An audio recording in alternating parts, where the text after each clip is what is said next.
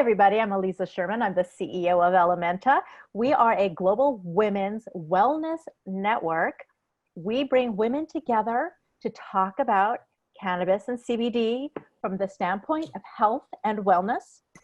We also work with cannabis and CBD brands to educate them about how to reach women like us who are super motivated about our health and our wellness, but we're also in the position of taking care of our loved ones. So because of that, we're an amazingly powerful hub of self-care and caregiving. That's why we do what we do.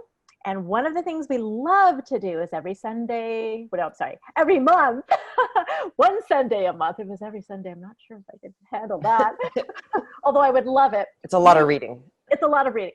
We meet with and speak with authors of wellness books. Now, it just so happens the first batch of books will be specifically about cannabis or CBD, but in general, we are talking to authors and female authors because anyone who's written a book knows how challenging it is to get press. Any woman who's written a book knows how it's even harder to get noticed.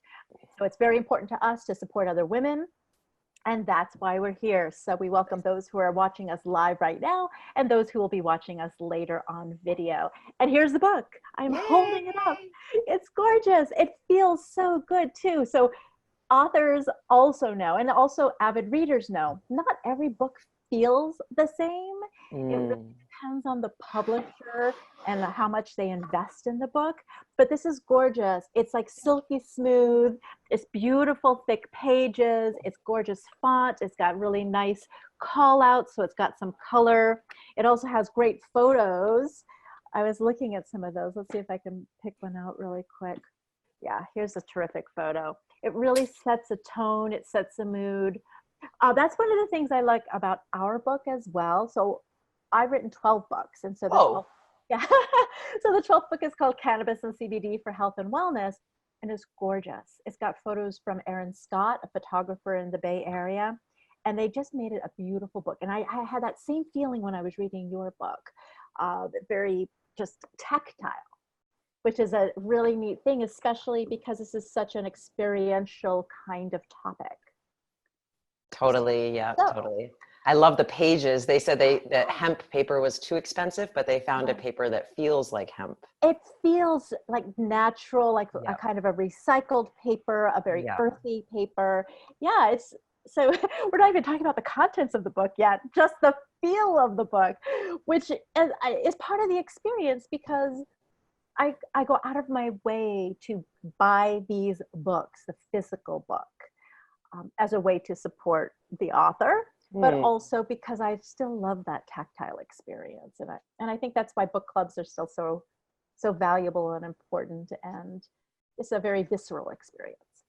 So speaking of visceral experiences, I actually want to dive in to the very, very beginning of your book, where it's the introduction of the book. Again, as an author, I know the publisher really wants you to set the tone, set the stage, what to expect in the book, but also who you are as not just an author, but as a human being. Why would the reader want to read your version of this topic? So what I liked immediately was the warmth and the accessibility of your writing. And your story. So I was quite surprised, and I don't want to give everything away, but this is an important piece. You've come to cannabis after a lot of struggle with cannabis. So let me give you the floor. Talk to us a little bit, kind of that introduction, who you are and your introduction to cannabis, experience with it, and then that transition to bring it to your yoga practice. I'd love to hear about it. Thank you. Yeah. So as you said, it was a struggle. I tried it like many teens do, way too young, my psychology still forming, way too much, and in a terrible setting or, an environment that's not conducive to relaxing, just a big party with lots of guys I don't know, and bongs and booze and uncertainty. And, so now we know that an appropriate dose, an appropriate location, and an appropriate inner psychological state are just essential, when using something that's going to change your state of consciousness, like a, you know, altered state or a drug effect. So, you know, we didn't know that in our teens. So, and every time I tried it after that, I would continue to have like a really anxious, negative experience where I would be afraid even that the cannabis would produce a bad trip. Even before the bad trip came on, it was like a PTSD where I would be, you know, because it does increase heart rate, and that increase can be up to 50 additional beats per minute. And so the mind asks, wait, I'm feeling heart rate increase. I wonder why. There must be a reason. Oh, maybe I'm not safe. And then so that heart rate increase produces anxiety. You know, the mind is trying to make sense of why the heart rate is increasing. If we just know the heart rate can go up, then we don't have to see it as such a big deal and be so worried. But, you know, anyway, so every time I tried, I wasn't able to smoke. My mom smoked, my friends smoked. I just all through college and even after college didn't consume cannabis at all. Of course, we didn't know about topicals and CBD and a lot of things like that, you know, back then. But I'd been doing yoga my whole life. Since my mid-teens, I've been into yoga. I got into it when I was 15, which is pretty young. Not everyone gets into it at that age. So I was a bit of a, you know, long-limbed, introverted, goofy, not very good at sports kind of person. And so this was a way to be physical, similar to dance. You know, you're all alone. You're not letting your team down. If you're clumsy, you know, it's just you and your practice. So I really loved it, unlike sports and things like that. So when I did try cannabis again, when I was almost 30, you know, I knew I was 27. You know, big gap of not using it, right? And cultivating just regular yoga or sober yoga, for lack of a better expression. And then when I tried it, you know, friends had said it's great, and I was curious about it. But I did it with just one other person in the room. It was just a little bit of weed. I took a few puffs, 1 or 2 puffs, you know, waited it out. I was just a lot more mature as a person, you know, as teens and young adults, we have a lot of hormones. So, you know, I'm really grateful in a way that I didn't develop a relationship to it until I was truly ready for it. It feels like a blessing now. I had all this mindfulness under my belt and meditation and self-awareness and self-love, like just things that yoga and life have taught me at the time. So, and truthfully, I still got paranoid from it. Not that very first time, but in the next couple of years, as I played with it, I still would get a little anxious. I would think my friends were talking about me or saying negative things. And I would just have to ask them, because I knew it was a side effect of cannabis for some people. And I know that my friends love me. I don't worry they don't love me when I'm sober. So I would just have to say, oh guys, we just smoked. I feel that thing again where I'm worried you guys are judging me. Are you? And they're like, no, we're not. So it helped me to just realize it can happen. And I was able to just overcome it and realize it's my own projection, my own insecurity. We all have self-esteem issues and, you know, we want to be loved. So just opportunities to look at myself. It was really magnetizing some of my own fears. I found it to be actually quite useful. And I don't, oh, please.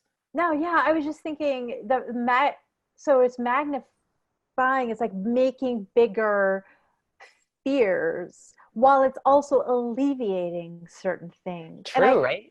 Yeah, and so I was finding that throughout your book where you were talking about the positive effects, the benefits of it, but it always does come with, you know, you've got to be mindful, you've got to be in the right space in the right time.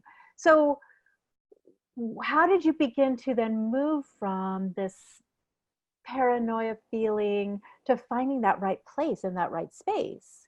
I just dosed really slow. I found my, you know, at a party with people who've been using it a lot, or, you know, people will finish a joint, right? Or take the biggest bong rip they can, or you watch YouTube video, you know, people always seem to do a lot in these young adults and stuff.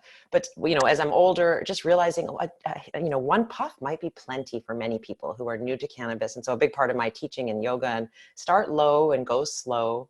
You can always add more as you go, right? Just for yoga, for life, we don't have to get, you know, effed up, right? We can just, it's just enhancing, you know, and if you want to take that extreme altered state with the potential for negatives that comes with it, that's fine. But for the most part, we can just have you know, a micro dose or a lower dose is really, for me, how I was able to develop the relationship, you know, along with mindfulness and stuff. Is just, if I took too much, I would feel crappy. So don't take too much. Right? Because I could see the benefits. It made my body feel great. It made my yoga more exciting or embodied. Like I could feel my body and connect to it in new ways. And I'd been doing yoga, you know, frequently for 12 years by then. So, you know, just to experience that in a new way, dance in a new way, sexuality, nature, comedy, you know, it really does enhance all of these, you know, the delicious aspects of life. So, of course, I loved it, right? So I do want to get to the sexuality part. I'm going to save that till the end to build the suspense. Nice. And also, I didn't realize you had been studying human sexuality early on too. So that is a very interesting aspect to what has evolved with your practice. And before that, though, a couple of things that you bring up in the book that I really appreciate and really liked. Even when you described cannabis, you were talking about cannabis as medicine, but you were saying it's not exactly alternative medicine, it's a supplement. Can you tell us your view on and your thoughts on cannabis as medicine? Definitely, yeah. It's I do see it as a supplement or a superfood like chaga mushroom or Mm-hmm. whatever you might supplement with all kinds of things. It's our body, of course, has the endocannabinoid system, and stress makes it less resilient. And so, a Mm. way to rebuild its resiliency is to supplement. It's not the only way. So, in my Ganja Yoga teacher training, I say, the only way to supplement is not just to get high all the time. Foods in omega-3 fatty acids and exercising help to produce our own inner cannabinoids. So that's important. Bring other systems of the body out of balance, so it's important to balance that system as we're starting to learn about it. So The endocannabinoid system, exactly. yes, yeah, the ECS or endocannabinoid system, it's really important, and like I said, cannabis is not the only way, but it's a very good way, a very efficient way. But exercise, for example, is another way to bring our own inner system into balance without supplements.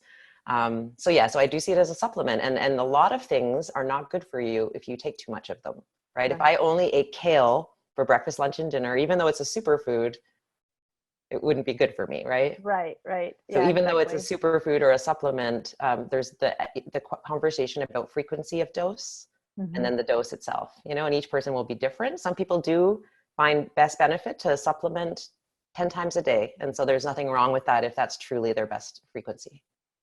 So you also in the book talk about, you lead with CBD, which I found really interesting, and then you go into the conversation about THC. And we talk a lot on all of our webinars and some of our book clubs about the benefits of CBD and the differences between CBD and THC. So I was really surprised to for Ganja Yoga, I was just thinking it's only about THC. Talk a little bit about, if you would, more specifically CBD, and then kind of lead into THC and maybe the differences, not just from what are they and how are they different, but in a yoga practice, what they might bring to your practice.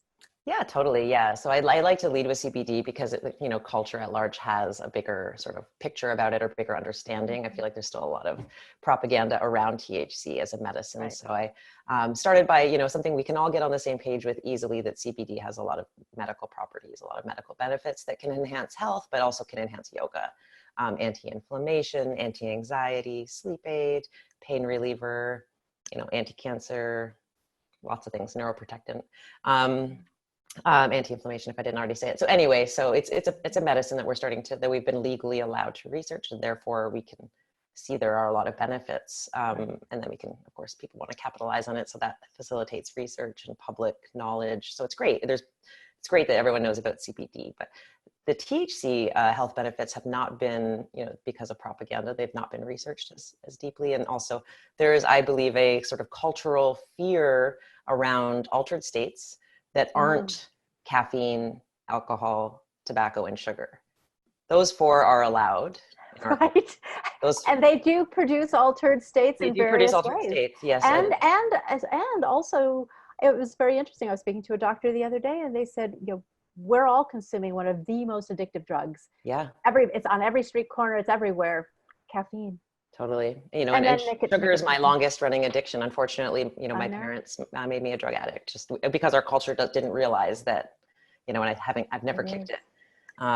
It's tough. I know. And when you don't have it for a long time, you can wean yourself off of it. But the minute you have it, and again, whatever these are. Yeah. So that's really interesting. So, so THC is a psychoactive, that it's because it's considered more like the altered state that mushrooms or LSD or drugs, it's been a drug. So people are kind of afraid of that psychoactivity. Right. And of course it can for each individual not be useful for, you know, getting work done or being a good parent. But for many people, that psychoactivity is a state that actually enhances like their performance, you know, that it's a performance enhancement, you know, so one person's trippy is another's efficiency, you know, there's just who are we to even say what's going on inside the head of another person? But I think just having this conversation that different states of consciousness, we're already tapping into them with our other substances or drugs. So what else are available? What other states are available, and how might they be therapeutic? You know, getting into states where I'm not thinking about my ego, what needs to get done for work, what I need to buy, or how I'm lacking, and how shopping will make me feel better. If I can get away from those states, that's profoundly healing, you know, getting away from some of the cultural conditioning. So things that just get me feeling my body, or meditating, or even daydreaming and just tripping out, you know, just tripping, whatever that is, you know, voyaging. It's profoundly healing. It's, you know, it's not a waste of time. If that's all you do 24/7, you're not paying your bills, then the medicines become a poison, right? It's all about balance. Yeah. So I think one of the things too, and this is mentioned in your book, and this is something I think you also dealt with, is it brings up things. So sometimes, and for me, I have avoided any hallucinogen all my life. I've never wanted to be in an altered state. And the reason is less of propaganda, but the fear of opening up a gate and things coming out that I suppress. So I also know that I'm now experiencing many health issues because I've held things in. So even though I don't consider myself someone who has a regular yoga practice, I do continually find myself trying to learn and turn to yoga because of the overall awareness of body, movement from head to toe, and the breathing and the meditation piece. I was even afraid to meditate for the longest time because I was afraid of where my mind might go. So anyone who has suffered any trauma, PTSD, any kind of event or anything that's being suppressed, entering it into an altered state could open the floodgates. Oh, definitely. And so how do you especially advise people about that potential? Because maybe some people are not even in touch with the fact that they've got so much suppressed, or they've repressed the memories of things. Yeah, I mean, open. So it's a pretty deep and heavy thing. It's deep, right? You know, I mean, I think we have a cultural trauma. We're traumatized by our culture, you know, just how disembodied we kind of are forced to be, how untapped into our animal natures we're forced to be. And then, of course, there's family trauma and intergenerational, you know, there's lots of things, racial trauma, you know, our culture, our, you know, racist state we live in. And so, yeah, we're all dealing with a lot of heaviness that, you know, we maybe don't even access on the day to day, or remember, or even realize is problematic, or realize we're carrying, you know. And so any altered state, whether, you know, yoga and meditation are altered states, right? They're all, I don't even like that word altered. I like alternate. Just to say that there's not just normal and different. It's like, oh, there's just so many states. Mostly we're in productive. So an alternate state. As opposed to, like there's a variety of things. There's in or out, or better, worse. It's just a variety of states. So, you know, yoga and meditation put us in a different state of consciousness than our daily, when we're driving, when we're shopping, when we're working, in those states, we might be, you know, less in touch with trauma we're holding, because we have things in the front keeping us occupied and distracted, and for better, for worse, right? But then, you know, even that, which is why so many people find it hard to relax. They put on the TV because you're still able to consume something. To just sit and look at nature after 10 minutes or something, people get bored or antsy because things creep in, you know, different things that we really ought to be processing. We know this through art, through dance, through therapy, through talking with friends. There's so many ways, right? Through just breathing and allowing, but we don't do it. We're not trained. It's weird. It's hippy dippy or whatever. We don't want to go there. And so but you know, some of us can carry it till we die. Some of us will, you know, some people will, and have, as you said, pains.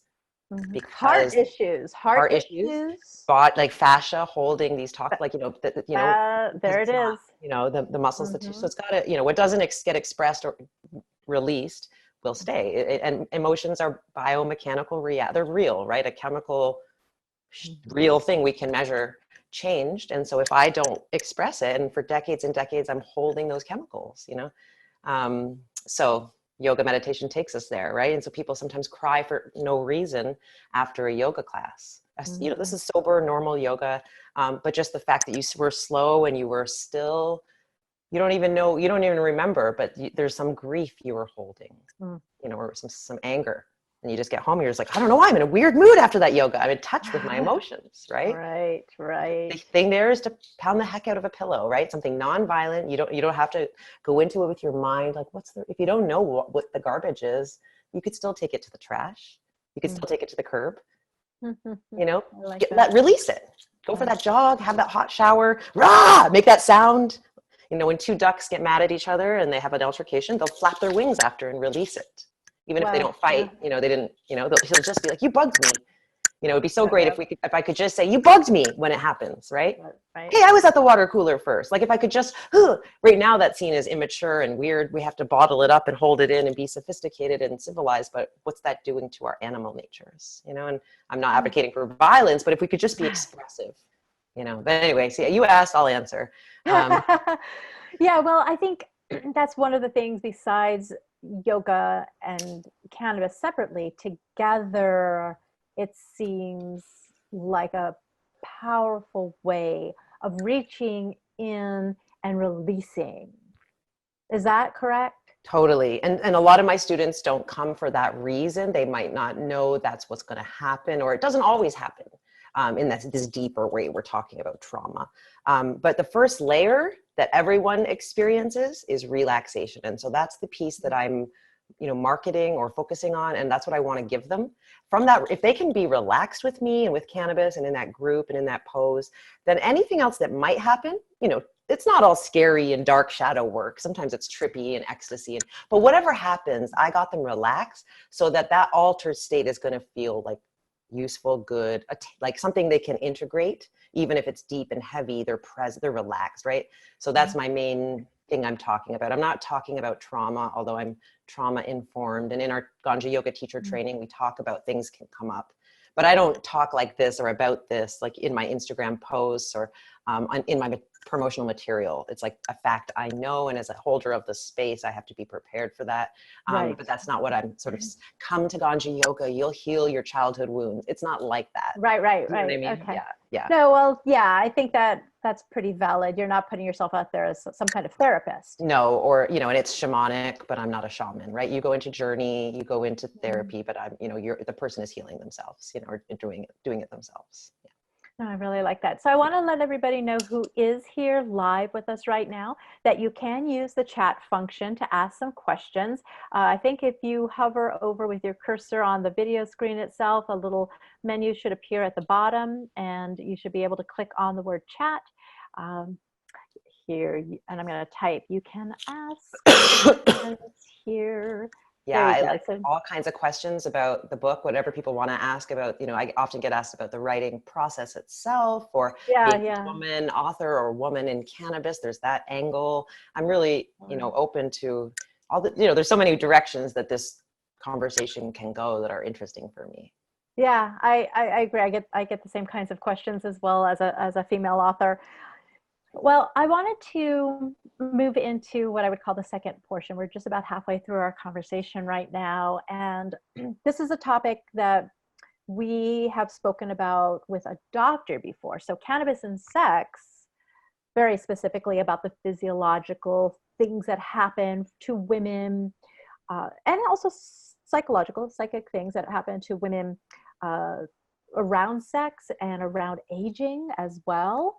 So we've handled those kinds of topics, but your topic, sexuality, it was interesting where you were talking about how you were taking yoga, and I think it was a 500-hour yoga, what do you call it? A teacher training. Teacher training, and that it was Tantra yoga, could you explain a little bit what Tantra yoga is? And then let's maybe get a little bit into the conversation about sexuality and how yoga and cannabis could be an enhancement.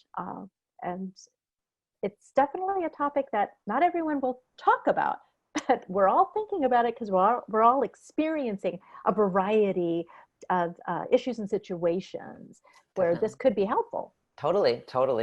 So many jumping in places here. Well, Tantra. Yeah, I'll start with Tantra. That's a good one. Yeah. Tantra. So, okay. you know, Tantra or Tantra, it's classically Tantra. It's yin and yang, but if I say yang, it sounds weird. So I go the American or like Western Yang. yang, but that's not how they would say it in China. So Tantra or Tantra. It's misunderstood here in the West. I think for the most part, people often know it has something to do with sex, and that's true. But it's obviously just like a lot more than that. Mm. And it doesn't necessarily have to do with sex. You don't necessarily have to do anything sexual at all for it to be Tantra. So it does include and allow sex. So that's the piece that people get right. And in the West, we've really focused on and marketed that sexual aspect. And I think there's positives and negatives to that fact. But its definition, its larger definition is that it's a holistic spiritual practice like yoga. It's a type of yoga from India. And very similar to yoga is about mindfulness, so being awake and aware of the moment. So in your yoga pose, how do my shoulders feel, or how's my breath? So that's what, when we say you're mindful in yoga, I think people understand what that means. Tantra is a practice of being, and so is yoga, actually, they're almost inseparable, actually being mindful all the time. So not just in the bedroom and not just on the mat, but taking that awareness and becoming more like doing your spiritual practice or your mindfulness practice all the time. So in many ways, yoga and Tantra are inseparable. They're both just yoga. They're just different types of yoga. The non-sexual one is called Vedanta yoga. And that has the idea that we need to sort of meditate or retreat and sort of not be distracted by emotions and sex and drugs, and just, that's an illusion. And that's going to make us forget that we're actually gods here on earth, So you want to kind of forget about those and just meditate a lot. Tantra, in contrast, would have the notion that whatever is arising right now, whatever's happening, is your chance to wake up as God. It gets kind of, God meaning the universe, or all there is. Like there's no heaven, there's no reincarnation, there's nothing but right now. What if that was true, how would you be? How would you act? That's enlightenment to Tantra. So they're different, because Tantra says, go ahead and do the drugs. Go ahead and have the sex, but do it mindfully, do it as a path to realization. And if you're, shooting heroin into your eyeballs 24/7, I'm not sure you're able to be mindful at that point. You know what I mean? So everything in moderation. They're not saying go do unconscious, crazy, but orgies are fine, for example, just to say that's the difference between Vedanta and Tantra yoga. In a nutshell, in my understanding, based on, my 200-hour training, every teacher would probably have a different interpretation. There's different gurus and lineages, and even in India, different interpretations. But that's mine. Does that make sense? Yeah, it does. It does. Yeah. So then you were trained in Tantra yoga, and then you were beginning to incorporate cannabis into that. So how does that enhance or modify the experience? Like when you teach this, correct? So yeah, I teach cannabis enhanced, partner yoga and Tantra intimacy exercises. So, I do a Valentine's retreat every year, and then I do different workshops where, couples, I sometimes do ones where it's called Sexy Flex, where you're about, doing it with yourself. Not masturbating, not sex. Mine are more PG, kind of vanilla Tantra, but even just be present. How to even just touch an arm like you really wanted to make love to it. What if the arm was the erogenous zone, right? What if this was all there is? What if this was the sex? How into it could you be, right? And allowing your throat to be open. How much more relaxed when you let yourself moan now? And what if we wiggle the hips so it gets a little sexy, but we got our clothes on? That kind of stuff, right? Where it's like intimate and vulnerable and fun and new, but also similar to my book and similar to my classes, really chill in all levels. Like it's really important that it's be accessible. So even though I'm kind of woo-woo and out there, I really want people to feel comfortable that this is a grounded practice and it's really accessible to everyone. You don't have to believe in half of what I just said. You don't have to believe in it to experience it. That's the cool thing. Well, with reading the book too, it was very accessible. It wasn't really woo-woo, but every so often your phrasing of things, you'd be like, so what do you think, man? Or it's trippy, or and I was like getting a feeling of your personality coming through, but I never felt, oh, this is like way too esoteric or way too hippy dippy or anything like that. It was very kind of straightforward and easy to understand. Thank you. Because these are concepts, they're very ancient concepts, all of it, but both yoga, a very ancient practice, and cannabis, a very ancient medicinal herb. Yep. So it's not like it's something new. It's just introducing it to a culture like ours that has been so, no, no, no. And also yoga, I think in our day and age, in our American especially culture, has been very bastardized, has been very commercialized and formulaic now. It's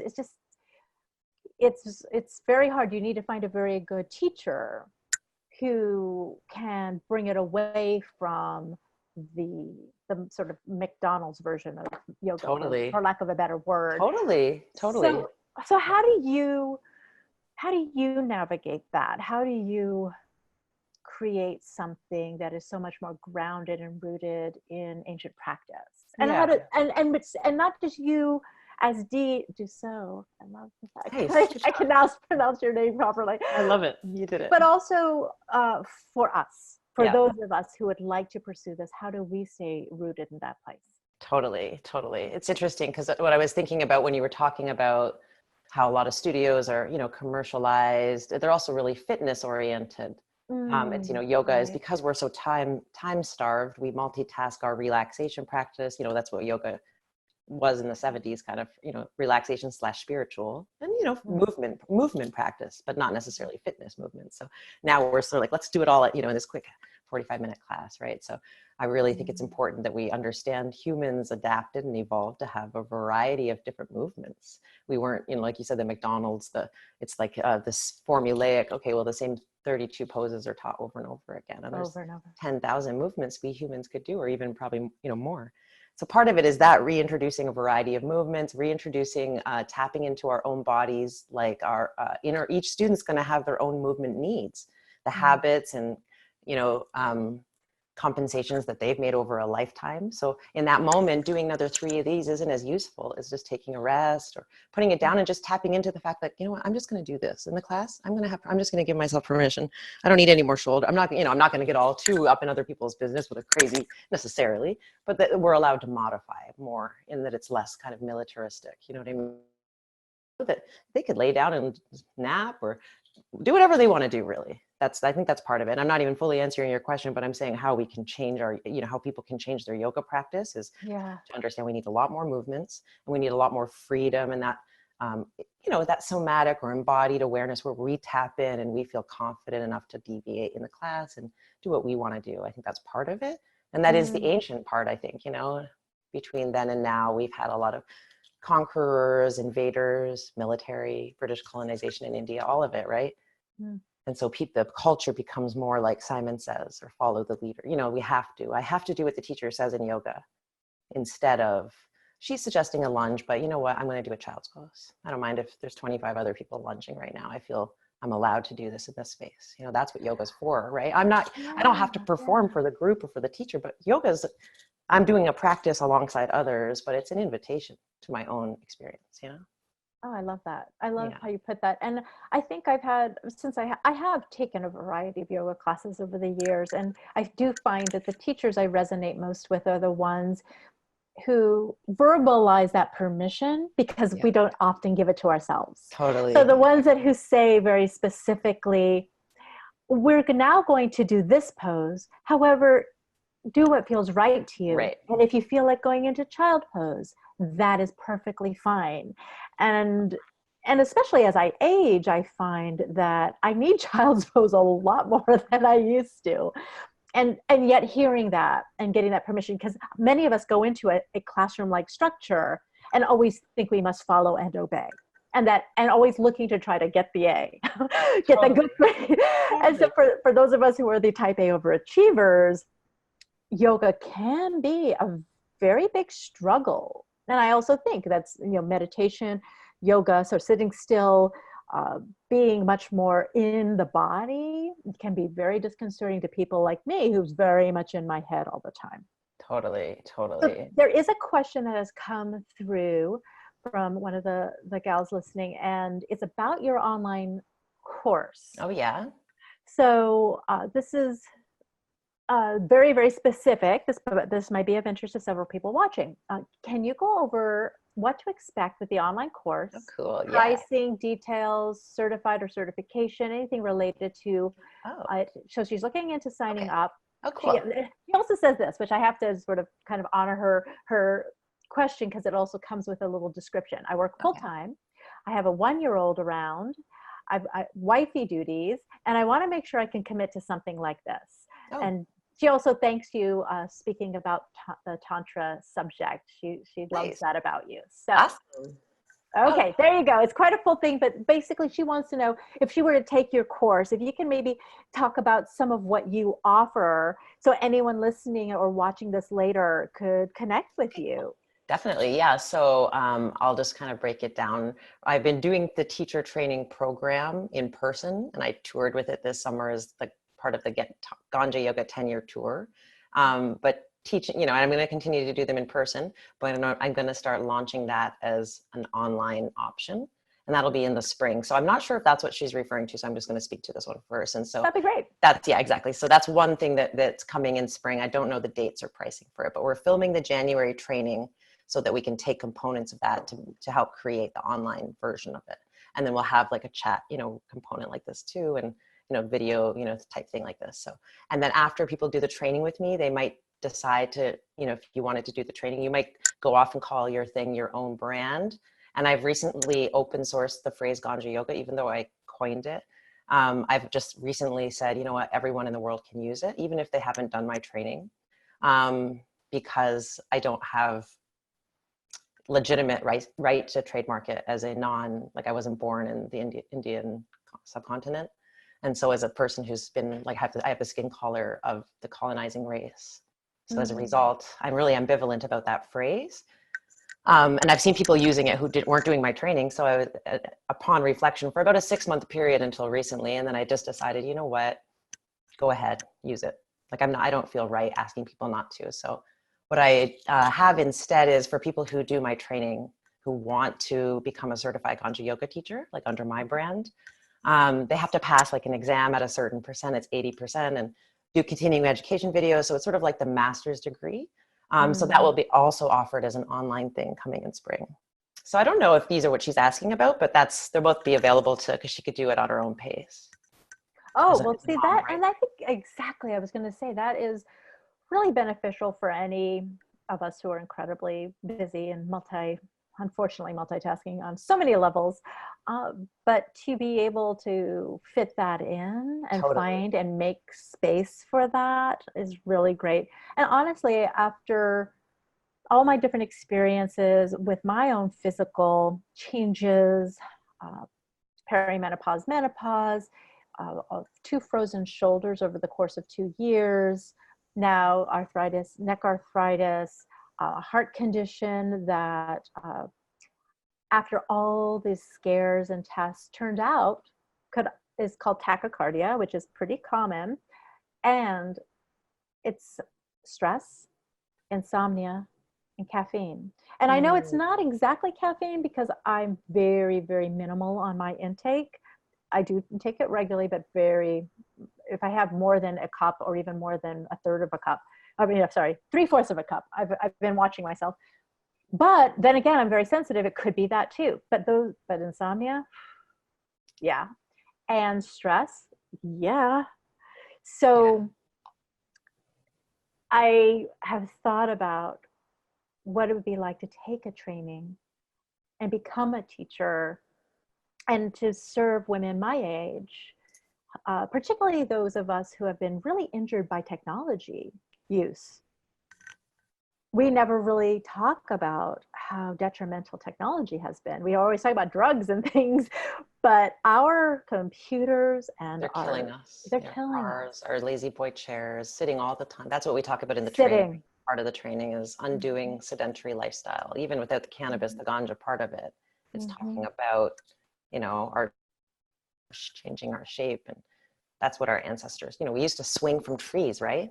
And sit to open the nuts, right? And have our toddlers all over us scrambling, and we didn't have something we were pushing them in, right? So that Yeah. even our babies were stronger back then. They were holding on to our hair, would have been our hair, but long ago. Yeah. Our entire world is very different. Uh, I think it was the industrialization they really saw the turning point when they suddenly had Yeah. offices and chairs and desks Right. and the sitting or the repetitive movements or Yeah. That was like um, capitalism on caffeine. That was when it, from agriculture to capital, or from from agriculture. from an agricultural society. Agriculture was sort of Exactly. early capitalism, or but it was sustainable.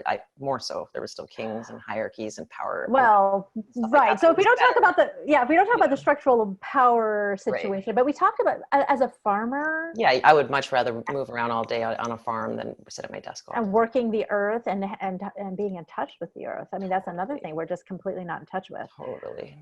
Back to our idea of cannabis and yoga and being in touch, being in your body, being aware.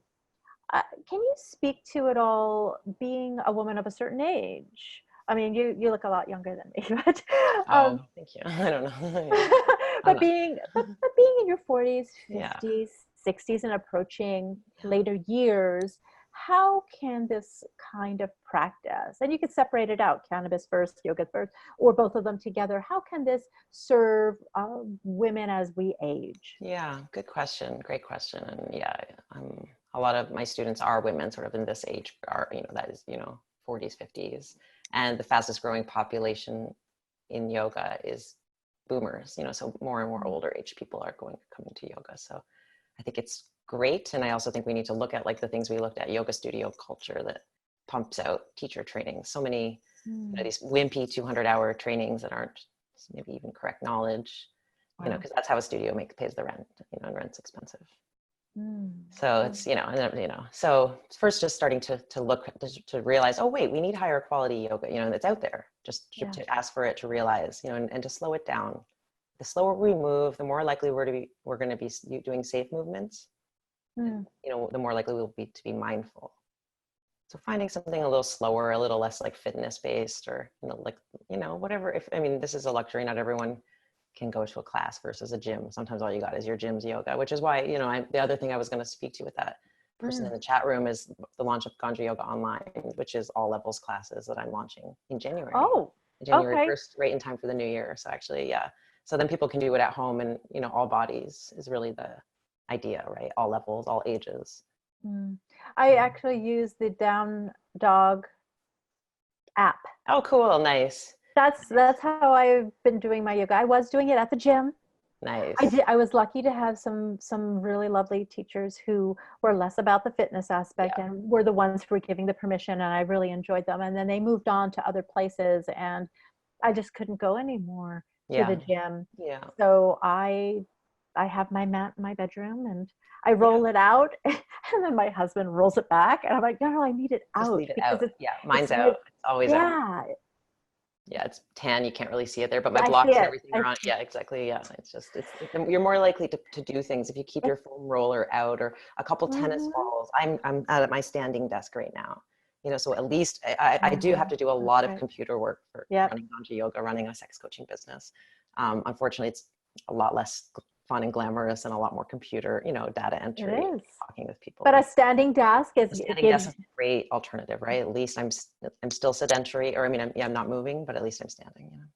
Well, or also, so my previous book, To Cannabis and CBD for Health and Wellness, is called The Happy Healthy Nonprofit. And I wish it was just the happy healthy person, because everything in the book really serves everybody. But one of the things I co-authored with Beth Cantor, who's very well known in sort of the tech nonprofit space, and we talked a lot about, she cited a ton of research about the standing versus the sitting. And it's really the both. It's moving between the two. If you need to be at your computer, have your standing desk, but have it an adjustable situation. It doesn't have to be something expensive, but so that you can go up and down. You said something, sexual coach? Did you say something like that? Is that what I heard? Yeah. So, I have these classes we talked about for couples sometimes, or retreats, but I also do private sex coaching is what I call it, sexuality coaching. And so either it's individual people or couples, or sometimes groups of friends, often couples or individual people though, who have some sort of sexual issue or concern. They, half of them may have heard of Tantra and want to explore Tantra or see what that's about. Half of them have never heard of it, or skip that word on my website, and are coming more because I studied sexuality, and they want to talk about something like erectile dysfunction, or they've lost passion for their partner, or they're both really busy, or this kinds of stuff, or these kinds of things, So yeah, Ganja Yoga and sex coaching are sort of my two, it's all interwoven, but at a regular Ganja Yoga class, I don't, use the word sex or mention sexuality. And then, yeah, these private classes are really sweet. And I've been doing more and more of them digitally, like through Skype or something, because I recently moved to a really rural location. So it's hard to get into a city. I used to live in San Francisco and LA, but I just recently left that situation. So now I'm in nature. So I'm moving more to the digital space with it, because it's not the kind of thing. And I say this in my lessons, where I feel like here in the West, we're really visual, and we really, like you said, are perfectionists, and we want to get it right. That kind of, so it's so that it's not about technique, like, oh, Martha, the way you rubbed Megan's shoulders, oh, that's really tantric, you got it. Oh, that's a little left. It's not like that. It's not about technique, where I'm watching, and that's what we're used to. Like, you want to follow the yoga teacher or follow the fitness instructor. But similar to the Ganja Yoga classes, it's more about tune into your own experience. I'm here to guide you, but I'm not even really looking. Like, you guys are having your own moment here in front of me, but I'm not like part of it. Like, great, I look at my clipboard. I'm a I'm a therapist or a doctor. Right. It's more, I'm like a meditation teacher and an experiential facilitator, like that. So doing it digitally is just as not quite as good, but almost as good as it is in person. So well, it's definitely great for anybody who needs to do something in their homes as well. It's sometimes a preference. Totally. Somebody's asking your necklace. Oh, is that totally. the THC molecule? Oh yeah, that's it. Yeah, I'll come closer to that. Yeah, it's pretty cool, right? It's beautiful. Yeah, I got that from High Society Mama on Instagram, and then I am wearing a cute little Blue Dream sports bra here. Also, I hope it's not overkill, but there's so much cute weed accessories and stuff, like, that are both, these are, kind of subtle. Wearing them together is not that subtle, but if you wore one or the other, especially with like a blouse over it, it's just, not everyone knows it's weed. It's purple. Oh, right. It looks lovely. That. No, yeah. I think it looks fine. I don't like the bright green, like weed stuff necessarily for me. I like, but I still love like cute, like a little tiny weed leaf stud or things like that are always really cute, I think, Yeah, Jennifer M. Are you familiar with her jewelry? So Jennifer, GENIFERM.com, I believe. Okay. Absolutely stunning, gorgeous. Some's pretty fancy, but the designs are just lovely. Her jewelry is just gorgeous. So okay. Well, my 40th birthday is coming. So I'll pop this up on my YouTube or my Instagram once it's, and then I'll see if maybe somebody wants to gift it to me. You never know. I'm just putting it out there. Just putting it out there, just in case. It out there. Yeah. Yeah. JK, not JK. Anything else you want to share for particularly women who are listening, but men are listening to this? Yeah. We get a wonderful global audience for our book club and our webinars.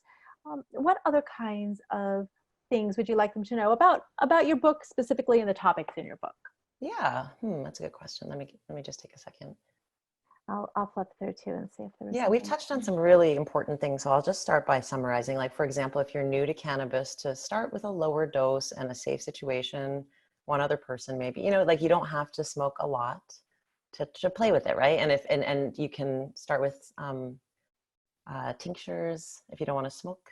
You can start with CBD if you don't want to be psychoactive. There's just so many entry points to cannabis, right? But most importantly, that you don't really have to, I can sit and smoke a whole joint myself now, right? Because I've been smoking for quite a while, right? Since I was 27. So, so you don't have to, emulate the people beside you at a Ganja Yoga class or on a movie. You don't have to act like any certain way. One little toke, no one thinks you're not cool. I'd be afraid it would be seen as uncool, right? If I just took one, or, you know what I mean? But it doesn't matter. That true cannabis culture shouldn't be judgmental, right? If you accidentally pass the Dutchie to the right-hand side, true cannabis, like the heart of ganja, is all about everybody's included, right? It's not a judgmental drug. It's one of the few substances or drugs where you share it. You don't pass your coffee. It's social. You don't pass your booze around, you don't usually, so I love that about it, that it's social. It's not, many things are not, ayahuasca is another one that you pass around, but there's really not that many things you pass like that. So that's why I'm a fan of joints. It's one of my favorite consumption methods because of that social aspect. But even if you're doing your tincture in the group that's smoking joints, you're still part of it. You're still part of the group, and to know that that's totally cool. So you can find really low THC tinctures to play with at first, like 2 parts CBD, 1 part THC, or even 4 to 1. And then if you're not feeling it, you won't feel anything at a 4 to 1 or 2 to 1. And then maybe you do a 1 to 1. Ooh, starting to feel a little trippy, or, until, maybe now it's 2 parts THC, Right. now it'd be a 1 to 2 if you say the CBD first. Do you have, oh, by the way, do you have a brand or a strain or something that you particularly like I work with a bunch of different companies. They seek me out on Instagram, or I pitch them and say, I like your product. I want to have you at either my teacher trainings, my retreats, my classes, or whatever it may be. But I am very, in California, because things are tested now, we can test for organics and anything like pesticides and stuff. So that's the luxury of legalization. Not everyone has that privilege right now, but that's why we have to keep the education and keep it moving forward, so everyone can have like safe medicine, because that's just a no-brainer. And I prefer sun-grown medicine, and if I can work with like a woman farmer, even better. There's women farmers I like to work with, so I'll say Moon Made Farms. She fulfills all that, plus she's a woman of color. So now we got as many intersectionality points as possible where people have been denied an opportunity to capitalize on this medicine. We know that big pharma, big alcohol, big capitalism, big Wall Street is coming into places like California, and they're going to, make cannabis a different thing than it's been as a commodity. Right. So I think it's really important, if we can, to shop local, that mom and pop shop, develop relationships to brands, and even dispensaries, follow on Instagram, who's talking about things you believe in, who's putting people of color even on their account as images to promote, right? Just things like that we need to start talking, or representing women as educated consumers. Because if we're always just sort of like the hot babe in the bikini, or, it's just a different, like, I love wearing a bikini too. I am a hot babe. You know what I mean? Yeah, exactly. We're hot babes, but still. Hot babes, but still. So it's like, can we sometimes be shown just in different ways? It's important. So say the name again of the farmer that you were saying, the woman of color. Moon Made Farms. Moon Made Farms. Moon Made Farms. So she's on Instagram, and then her other account is, I think it's Moon Made for Life, is their apparel line. Oh, tank tops. Great. Yeah. Okay, I'm going to type that in really quick. Moon Made. Yeah, people check out if I'm Ganja Yoga on Instagram, so people see who I follow. I follow some really cool accounts, and that's a good idea. How do we find you then? So you're at Ganja Yoga. Yeah, that's right. Instagram, is that mostly where you're at? Yeah, it is. Yeah, I'm actually reducing my use of social media in general, and I'll be slightly outsourcing it. So some of my certified Ganja Yoga teachers can do account takeovers. One's already done one, and there's more scheduled. So if you do this training, you pass the exam at a high rate, you watch the videos, I endorse you essentially, and you can go out and do your own thing. It's not a franchise, but it's like a licensing. You license my brand. Then you can take over my account, and then you can show us, your smoothie recipe on Monday morning, and your Pilates shoulder strengthener, or how you and your partner, do a thing together. Like something where it's going to be educational and useful to my followers. But that way people can get introduced to this tribe, this, love army that we are. You're holding up the book again. Yay. Hello, hello, hello. This is Ganja Yoga with Dee Dussault. And it has been an absolute pleasure. I know there's so many other things that we could talk about and really go in deeply to some of the ways that cannabis and yoga transform lives. It really does. Yeah. Separately and then combined. Look at this. Lots of love from the Self-Love Seed Planter. I love your book. Nice. Thank you. Love her energy. Absolutely. What I loved, and I didn't realize you were at a standing desk, but I was just so impressed all the time with your flow, your physical flow and your gestures. Oh, cool. It was really great. I think I am probably trying to move more as a lifestyle choice. So I'm glad that it's translating. Okay, great. It is translating. Usually for our guests are just, and myself, I am sitting at the moment very stationary. So you were very flowing, which was very refreshing. Thanks. Again, this has been informative and interesting. I do love your book. As I mentioned at the beginning, in case some of you came in later, it has this incredible feel. I recommend you getting the physical book.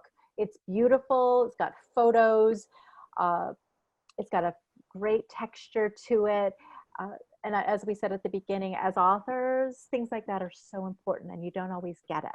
Totally. So quality paper, quality cover. It's a gorgeous, gorgeous book. Thank you. Perfect for any coffee table. Totally. And I ship signed copies out. Oh, how do they order something like that? They can just send me their email address on PayPal, or I'm sorry, on I'm trying to think of the fastest way, because I'm trying to really reduce my screen time. If they send me a PayPal, that would be the fastest way. So PayPal Yeah. to Dee.Dussault@gmail.com, and it's $25 for national, anywhere in the US. okay, so And then, DEE oh yes, I guess I should spell dot it. Dot Dussault. DUSSAULT@gmail.com. It's true. Yeah.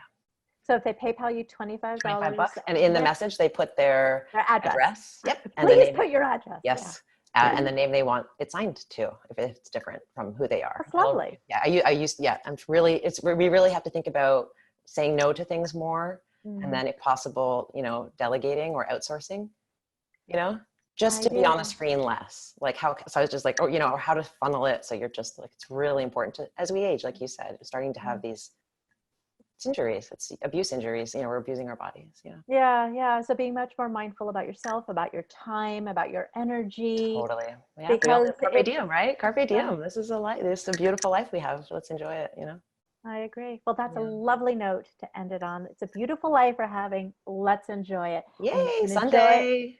And you can get the book and enjoy it in a new way. Yeah. All right. Happy Sunday, everyone. Nice to see you. We have a couple of new books coming out and authors coming up. One about cannabis spa at home, one about cannabis cooking. Actually, interestingly enough, we have several about cannabis cooking coming up. So if you're into food, if you're into cooking, I'm not a very good cook. My husband's very tolerant. My family is like, hey, what's that? But I'm interested in learning more about that. So embrace the day, embrace life, everyone. Yes. Nice to see you. Good to meet you, Dee. Bye, everyone. Lisa. Nice to meet you. Bye-bye.